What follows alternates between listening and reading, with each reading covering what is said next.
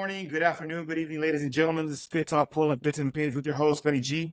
We're back after a week break with a special guest. And before we get there, follow, like, subscribe, every Mitch podcast, and on social media platforms.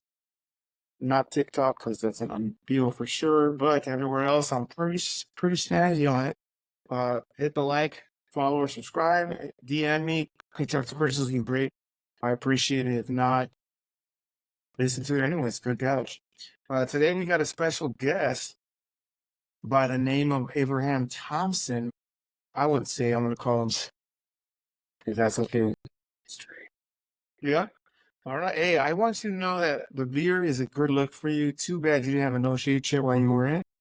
You would have said, too good look for you, dog.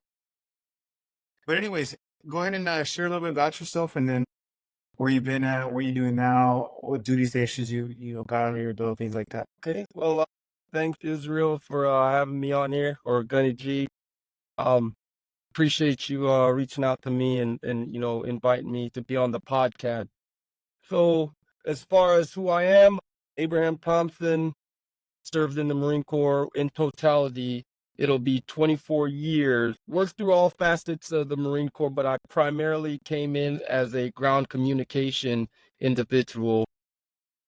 And then from there, found a way to kind of turn my career into something that I like doing as far as serving into a career, and decided to go the first sergeant route just based off of my personal beliefs and being a part of the organization and what it was doing for me and what it has done for me. So that's pretty much me in a nutshell.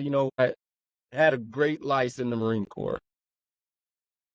Can't complain about it. Let's do me a favor, Avery, if you can drop the camera just a little bit down.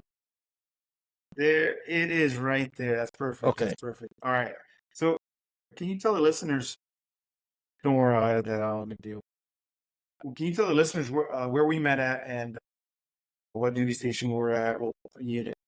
Okay, so yeah, we met, if I remember correctly, somewhere around 2020, 23-ish.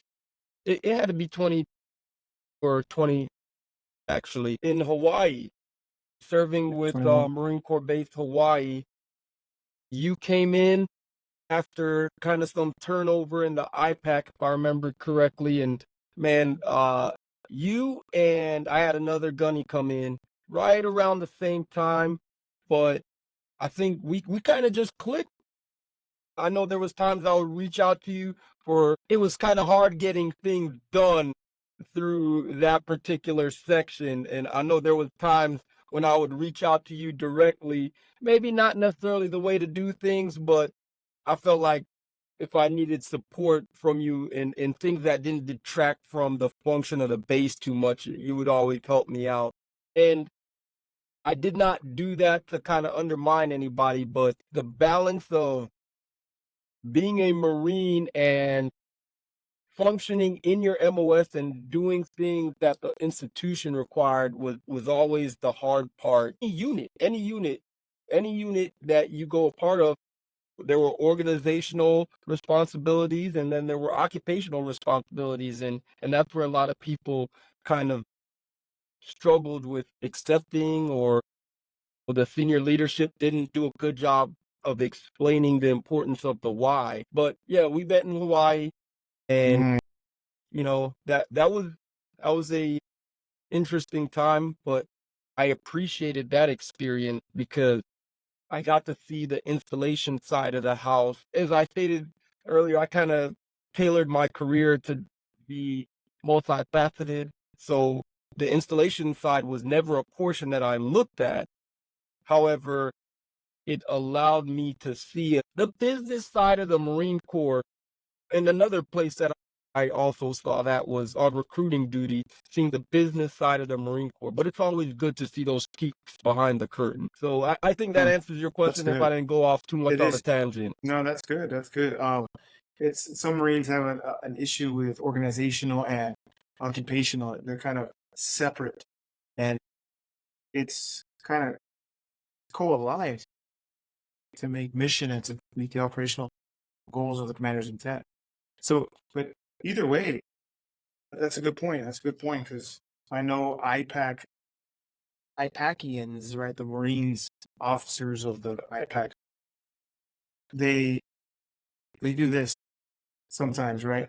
And that's not necessarily a good thing because we got to get rid of this and put back this to meet whatever the mission of the case, right? I Yeah. do agree with you there. Before we get there, though, let's talk about some of the challenges you faced at the duty station. I know that specifically after Hawaii, but you know, from Hawaii going on to retirement, what got you to that point, and what challenges did you face there? Okay. So after Hawaii, ended up going back to First Marine Division, and I had served in the division before, and my previous experience in division kind of left me feeling like I could have done more. I won't say I was a fish out of water, but I don't think I didn't get like all the combat experience that I wanted. I didn't necessarily, get to do a lot of the things that I personally wanted to do. So I decided to go back to the division. And when I had the opportunity, I reached out to the monitor, ended up back in First Marine Division, and ended up with a independent battalion, which my previous experience also with First Marine Division was at an independent battalion. So I did time with tracks back in the early 2000s, and then I also ended up with Combat Engineer Battalion. Now, as far as my reasoning for getting out, when I got to this unit, I started noticing back my previous statement when I said that there's institutional requirements and there's occupational or organizational requirements and occupational requirements. And I felt like there was a serious gap between those two things. My biggest flaw to this day is I am not good at sugarcoating things. If I see something that isn't the way it is, I will let you know. I will let you know. I've never been the type of person to be able to smooth things over when, if you ask me a question, I will give you the unfiltered truth. So, through many conversations with my senior leadership, and to include my sergeant major and my commanding officer, it came off as I was complaining, right? And I understand that. But I also felt like I was not getting the support that I needed to make those changes in my own company and around the battalion. Amongst also that, I felt like there was a gap in who was being held accountable for the deficiency. And it always felt like it was a large percentage of the time, it was the first sergeant. And so, we're trying to bridge the gap of, hey, being a Marine is not just an occupation, it is a lifestyle. Trying to understand the younger generation and how to help them to understand that so you could buy the commitment, continue the service after the fail, we called it in recruiting duty, right? So Mm. keep them continuing the transformation. Now, the Marine Corps, you'll see it every few years, they try to find a way to bridge that gap. Now it's the barracks crisis. Before it was kind of the no shaving and all that. You've seen them try to go through these generational changes to be more accommodating. But I still have a belief that we're a warfighting organization. My leadership at the time, like I said, I feel like I wasn't getting the support. Matter of fact, the individual that probably drove me the most to retire, he was more about, making people happy and shaking hands. He's a real people person. But being a people person didn't always get the job done. It didn't let somebody know when they were deficient. And I will only speak on my experience. The primary reason why I knew I was going to retire, I sat down multiple times with my sergeant major and I had conversations and I said, where am I deficient? What am I not doing well? What am I, what are my areas to improve? Hey, on numerous occasions, hey man, just keep doing what you're doing and you're doing fine. Everything's okay. And I'm like, okay, so I'm doing good. I'm doing good. Then there became an incident happened. My boss, the night before we were supposed to go to Bridgeport, Marines were supposed to go to Bridgeport, went up to Bridgeport for cold weather training. That's an unusual training event for an entire engineer company, first off. So normally they'll send a platoon squad, not an entire company. So we were doing something new and different. Now, again, my boss gets relieved that I'm talking hours. At 19, he calls me the night before we were supposed to leave at 04 in the next morning, right? Calls me, says, hey, I'm not going to Bridgeport. I just got relieved. Said, okay. The sergeant major calls me, the commander calls me and says, hey, we're kind of concerned. Actually, I stand corrected. They didn't call me. They met us at the transport spot the next morning, talked to me, hey, really need you to hold the company together, et cetera, et cetera. Didn't express any concerns in my ability to motivate, lead the Marines, and the executive officer now is the company commander. I didn't tell you this before, so some of this might, sorry, right? That's all good. So me and the executive officer, fantastic guy, fantastic relationship, still talk to him to this day, think he's gonna be a commanding general. We go to Bridgeport, 2-week training package, absolutely kill it. Before, backstory on Bridgeport, there was a previous unit that went up there and had over 100 cold-related injuries. We went up, executed flawlessly. The only issues we ran into were vehicles breaking down. No fault of our own, but they broke down, right? So we executed the training flawlessly. When we needed to make adjustments, we made adjustments. The battalion CO and sergeant major came out there, saw us training, and had nothing but praises for us. So we get back from Bridgeport, and I'm like, this went well. Everybody is happy with our company. When I say we are the forefront of the battalion, we're doing everything right. Everybody is like, oh my goodness, we need to be able to compete with this company. Time comes for the fit rep discussion. So we start talking about who's going to do who's fit rep. We get a new company commander at this point.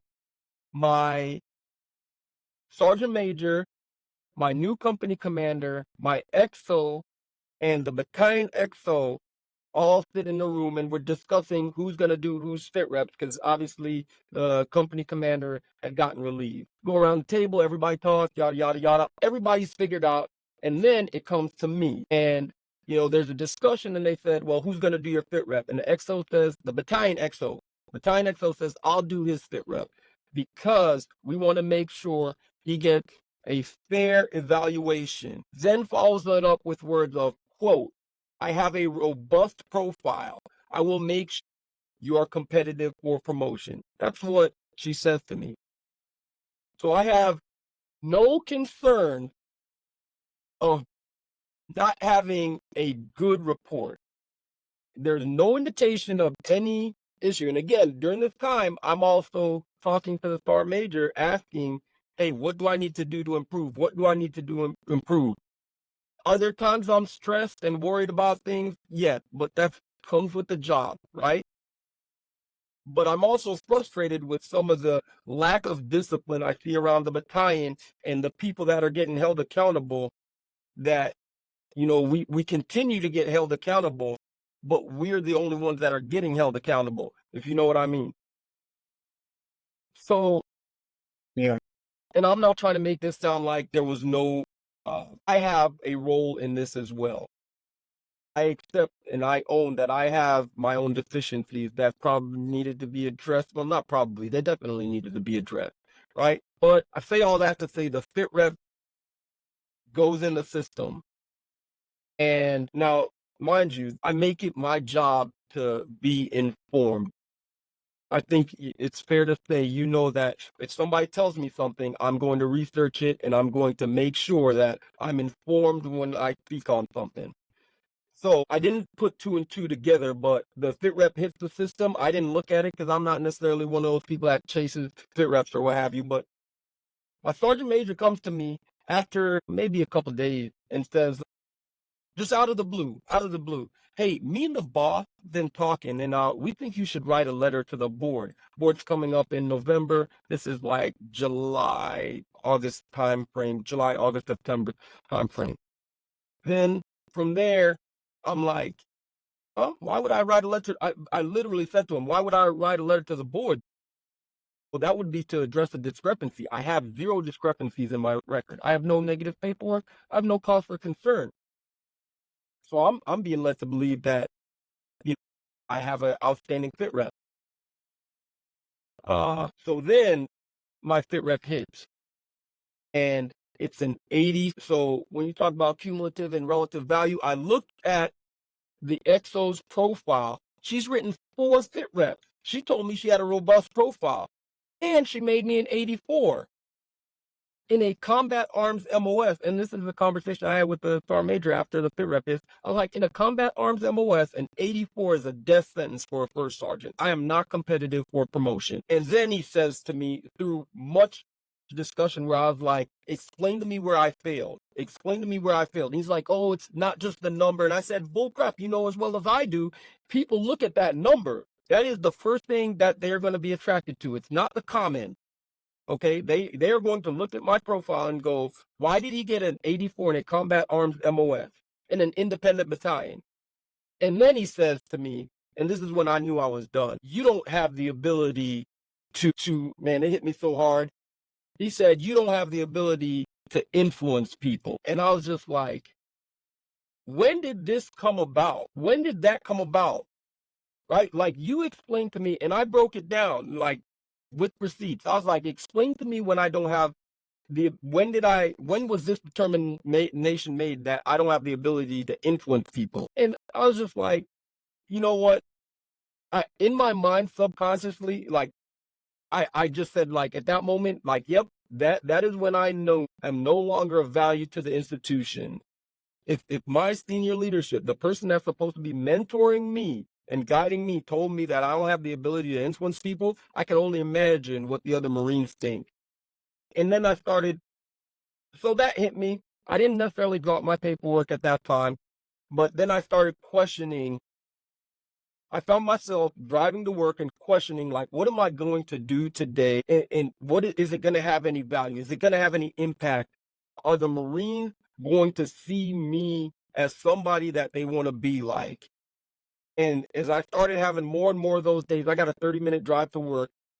I just started telling my wife, I found myself going home and telling my wife more and more, hey, I'm done. I want to retire. And she's like, stick around for one more look, stick around, it's just this unit. And there was just way too many days and times where I just started feeling like the Marines are seeing me, and they're seeing through the bull crap. Like, I can't fake motivation. I told you earlier, like, I can't fake it. I motivate myself. Yeah, sorry. So That's all right. I'm sorry, I think I lost you for a second. So I motivate myself internally. I told myself a long time ago, as a staffing field, whenever you walk through a doorway, you need to put a smile on your face, and you need to be positive, driving towards the mission. You need to be motivating those Marines, because if you don't, how are they going to do it? And so, Yeah. as that was happening, and that's why I said in the text, the end of the text, I couldn't be the duck anymore. I couldn't be, the legs under the water, kicking like crazy, trying to stay afloat, and acting like nothing on top, like I'm just coasting along. So I went in to my sergeant major. This was like September, ironically, I think it was September 27th, which was the same day I went to MEP back in 1990. I went in and I gave my sergeant major my paperwork, and he was like, you sure you want to do this? And I was like, yup, not even a discussion. And he read through, and that was like, it was late in the week. And then by like the Tuesday, the next week, I had my approved retirement date. I sat on it for a few months, as you saw, and then in like Facebook, after the selections list came out, which I was still kind of hopeful for. I didn't get selected, and I was like, well, yep, hey, I can tell everybody now I'm retiring. Like, and then from there, I just started planning my transition. I had hip surgery in December, like something that I had hip issues even when I was in Hawaii. I had hip and back issues unaddressed since like, man, I was doing my medical records like two, and I was going to get seen for my hip. I had a torn labrum since two, and I got surgery for it in the end of 20. So like, check engine light was also on in the car for a long time, and I put those, this one little issue here came up, this one little issue here, and I put all those things on the back burner, and I just made the decision to start focusing on me, and that's what I've been doing. So yeah, that's how I decided to I'd say exit the Marine Corps. I don't have that's the ability to influence people. that's rough. I'd say what, but so personally, and professionally, man, it sounds like it did affect you a little bit. Can you tell me, maybe put something tangible on it, personally and professionally? How did it affect your family at home? Obviously you touched on it a little bit about professionally, like, hey, I can't fake it, so I make it. This is what it is. Put something on there so that the listeners, this is what's going on. So personally, the decision to retire, I think it scared me initially. It scared me because this was all I knew since 18. I was, it's like buying an Apple product. I bought one Apple product, bought another one. I was tied into the machine, and I, it, I was heavily dependent on the Marine Corps being my identity. I was heavily dependent on that. Because once you exit, nobody knows you're First Sergeant Thompson. No one cares. No one cares. Right? Like, dude, once I leave the Marine Corps, it'll be 5 minutes before somebody goes, what was his name again? Um, man, that guy. He used to run real fast. Oh man, he was, whatever they say about you. 5 minutes. 5 minutes. When your name drops off that morning report, that's it. That's it. So I was heavily dependent on the Marine Corps being my identity. And I was scared about like just doing it without having a plan. But once I submitted my paperwork, man, that fear went away, and I became focused on just transitioning out the Marine Corps. And that was it. Like the only worry I have right now, I'm like, man, the economy is terrible to buy a house. That's it. That's my only worry. Financially, we're doing okay. I have a retirement pension, which, most companies don't do nowadays. 401k is the way everybody's going, even with the blended retirement system. The Marine Corps, the military's going that way. So luckily, I'm part of the high three, the old retirement policy. So the personal piece was just like, man, who am I going to be without the Marine Corps? And I kind of found my track where I'm like, okay, well, what do I like to do? I like technology. I'm interested in tech as a company. I also because of the Marine Corps, I got really interested in like law and how it's developed and how policies are created. I always considered that one of my strong points, especially as bad as it sounds, whenever it came to NJP, I always made sure that the Marines were adjudicated under the proper policy. That is a serious deficiency in the Marine Corps in the 89 world. We're so quick to blanket statement charge people. And when you read into these like policies of how charges and what the charges and what the statutes are, Marines can fight those all day, every day. Every day. Because most times, it's something I sidetrack, something that I've noticed, Marines aren't necessarily found not guilty because they're not guilty. Usually it's a procedural issue why Marines or individuals beat cases. And that's what a lot of young Marines don't understand. It's like you'll hear all these crazy cases that happen, and I'm not going to go too much into it, but yeah, procedural issues are the problem. And it starts at the 89 level when they develop these charges and they don't understand it. Anyways, I got interested in law, so that's why I've decided I want to apply to law school. San Diego, well, UC San Diego. UC San Diego is a yellow ribbon program, so I'm gonna try and apply to law school. Being a veteran helps pay for it, et cetera, et cetera. So apply to Tesla, work in human resources is something that translates well based off of my experiences in the Marine Corps. Believe it or not, human resources, you look at Tesla's their career job description, their career page when it comes to their associates, everything I learned in recruiting duty, everything that you learn on recruiting duty is exactly what they're asking for, outside of having a license to sell vehicles. That's it. Like a large percentage of their job description as a whole in any kind of managerial or supervisory role, things we learned on recruiting duty. And I know you were a recruiter.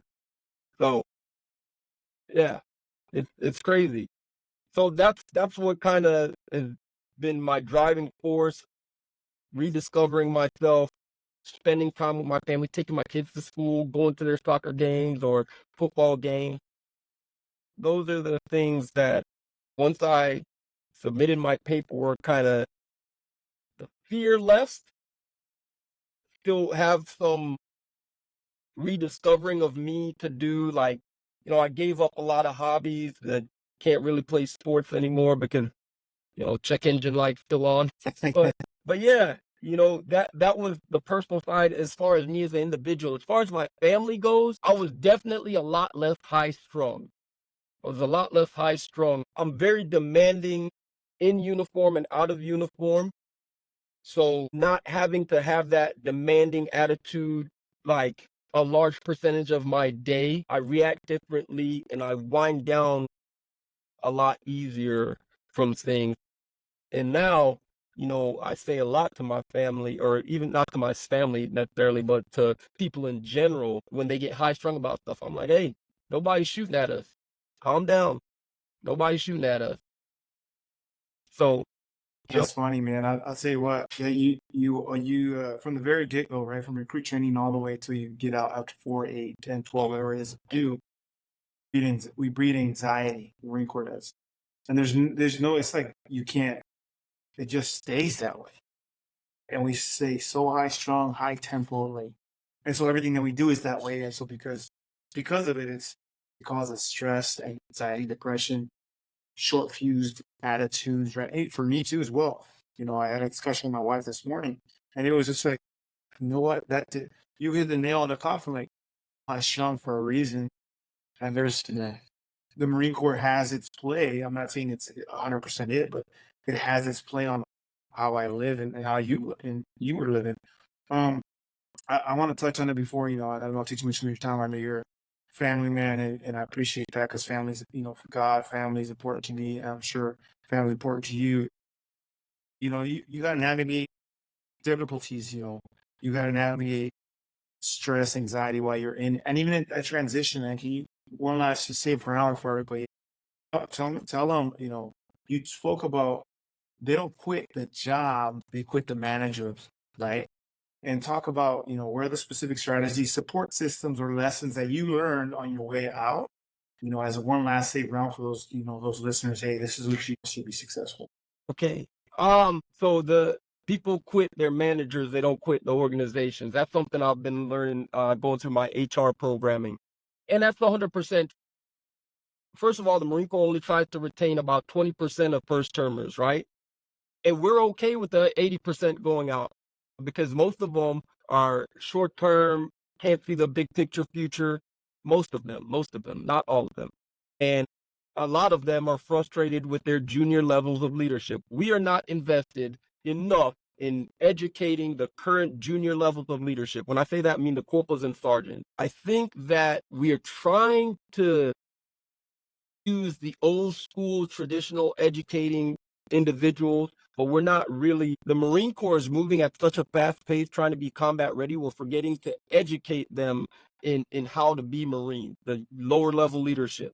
So you see a lot of mistakes happen at lower levels of leadership and in the junior staff NCO ranks as well that should not be happening, but we're trying to right that ship. trying to right that ship. Haven't been trying to right that ship. I mean, look at the corporal's course curriculum.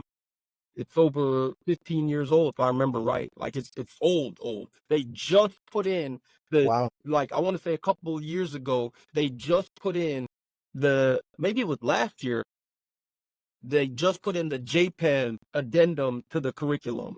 We've been on JPEG for 5 years, I can't remember how long, but it was just included last year or maybe the year before.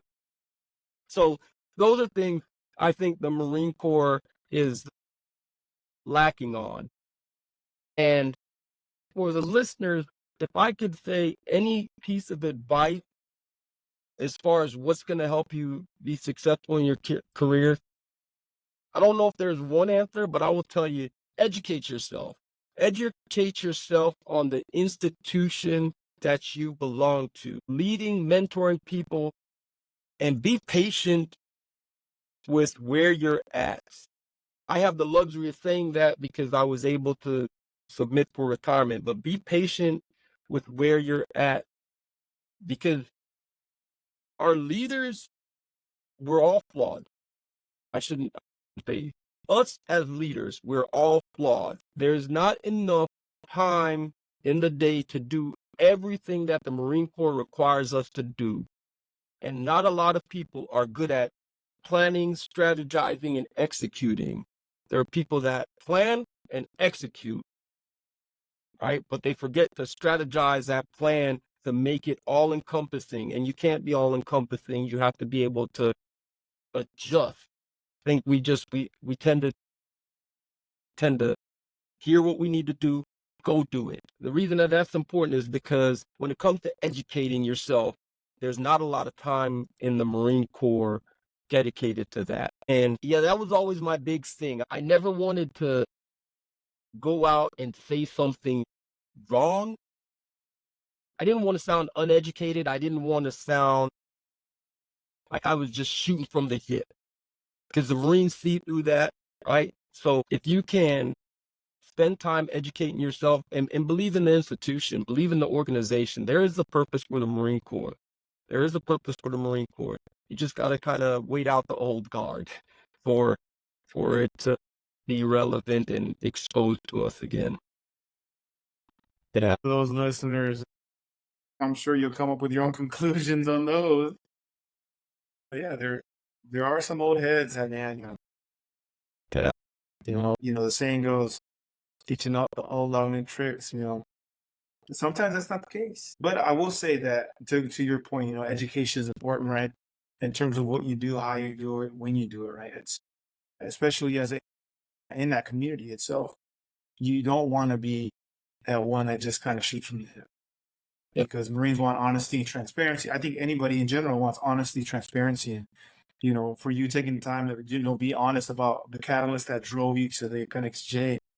That transition, it's healthy. It's healthy accountability in terms of, we don't quit the organization, we quit the managers, and that's key because a lot of the times you're right. Those 4 years, 8 year guys that the Marine Corps wants to retain, they're not quitting because they don't like it. They don't like the managerial skills that smart unit leader level type of individuals. So that's deep. If you're listening, go ahead. Yeah. Can I give you one example on that? And this is when I really realized Marines were leaving the leadership, not the organization. All right. In the infantry, what they would do is, right, they do a workup for deployment, and then they come back, they deploy, they come back. After that happened, all leadership, officers, staff, NCO leave, except for usually the company first sergeant, right? And then then the gap is created though. All platoon sergeants are gone, and then all platoon commanders are gone. You get a new XO, you get a new company commander. The only constant is the first sergeant and the corporal. Not a lot of sergeants, right? But all the corporals. Those corporals, their experience was, I had some knucklehead, freaking terrible leadership. All they did was yell at me, telling me I need to be better, right? The first sergeant is there trying to right the ship, trying to get them to understand. But that gap is so wide between the first sergeant and the lower level leadership. And then the junior Marine, they're like, man, all I got is this jerk corporal yelling at me this whole time. Why do I want to stay here? So a majority of them get out. Then you start the workup again. You get some decent leadership. Staff NCOs come in, officers come in, and you're like, okay, it's solid. The ship's right. Do the workup, do the deployment. That leadership now leaves again. But the junior Marines now get promoted to corporal. And the dickhead corporal is now a sergeant, right? They may be there. They may be there if they don't leave. But that young junior Marine that got promoted to corporal, all he knows how to do is be a dickhead corporal now, because the only consistency he had was the dickhead corporal. Because the kind of good leadership that came in did a deployment and left, right? And then he gets promoted to sergeant. And then he leaves. And we start the cycle over again. And that's all in the infantry. Every year this happened. And then the Marines are like, man, the Marine Corps, us, the senior leadership, are like, I can't understand why these junior Marines don't know how to lead Marines. We literally tear away their leadership structure every 12 months on the state side in Conus. And I say that 12 to 18 months, but the staff NCOs and officers during that time, during the workup, what are they doing? They're not there the whole time. They're going to schools, they're going TAD, whatever. So the only consistency that these young leaders that we're supposed to be developing is they get their PME, resident PME, 3 weeks for corporal, 4 weeks for sergeant, some stability during the workup. And then we do the workup, do the deployment, rip away the leadership that they have, and then they fall back to what they know, the boot camp mentality, because that is the longest period of consistent leadership that they have ever had. That's it. Yelling at Marines, not standing, talking down to them, expecting freaking imposing will get the mission done, and not educating them. That's what we do. And then we're like, man, I can't understand why these Marines don't know how to lead. Every once in a while, you may get the anomaly of that one individual like, I'm going to be better. I'm going to invest in my future. I'm going to try and be a good leader. But those are so few and far between. But I just wanted to share that with you. That is my personal belief of how the cycle of leadership, how we continue to try and battle, trying to be better leaders. And it's an uphill battle, especially when we continue to tear the structure down. So I'm not yelling. I'm sounds very passionate about that. There it is. That's what I was just gonna say, man. It sounds you have a passionate point of view, and too bad not too many people jump on that same bandwagon, because I do agree. I think as staff NCOs, officers, there's some disconnect with the junior Marines. We're always trying to bridge the gap. You know what I mean? That key token term. But I'll leave you with this. I was talking to my Uncle Nando, Master Vince Hernandez. He was out in Hawaii with us too. I reached out to him. He told me, there's to your point about quitting the organization and the managers. He was saying, there's 9 dumbasses in the room, don't be the 10th. And unfortunately, all 10 of them are the dumbasses. Unfortunately, that's how it goes. And if you're listening, you just tune in. Thanks, special guest to Abe, Thompson, Halen out of Cali. I appreciate your service to this country. It goes without said. Thank you for your service. A long time's a long time. Educate yourself, and now you're educating yourself. Invest into your family, invest into your relationships, and I appreciate your service, man. And I got you in my toolbox. And if you ever need anything, let me know. Ladies and gentlemen, this has it's been a pleasure, honor with Abe. This is Pit Talk, pulling the pits and the pins with your host, Billy G. And we out. I'm gonna eat you on the fly. We got the little grocery shop. Okay, brother. Let me know if you need anything. All right, dog. Same here, I'll man. talk to you soon. And iron sharpens iron. Now you let me know what you need. Same here. I appreciate the opportunity, man. I know I go off on tangents. Probably can't cover everything about the Marine Corps and my own personal beliefs, but I really do appreciate the opportunity, man. Absolutely. If you ever just want to come chop it up and just you know, again, like I said, iron sharpens iron. You got stuff to get out of your chest. Come on in. We'll talk about it. It's always a privilege and an honor to talk about to more senior enlisted, more senior in life, and just life goals. You know what I'm saying? Just come on, let me know. We'll hit it. For sure. All right. Take care, Hey, man. I'll see you there. Talk to you later. All right. Take care. Yeah, bye.